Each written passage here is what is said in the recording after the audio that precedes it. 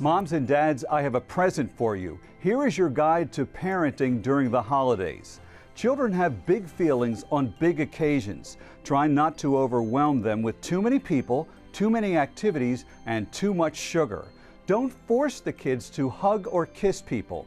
If they're uncomfortable, let them have their personal space. Model giving by letting your child prepare gifts to be donated to the needy.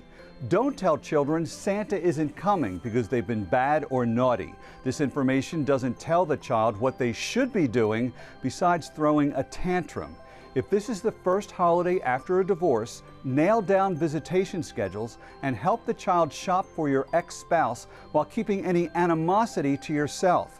If your spouse has the child on Christmas Day, don't make that child anxious by expressing that you will be lonely. If a child's stress can be reduced, yours will drop too. Wouldn't that be a great gift?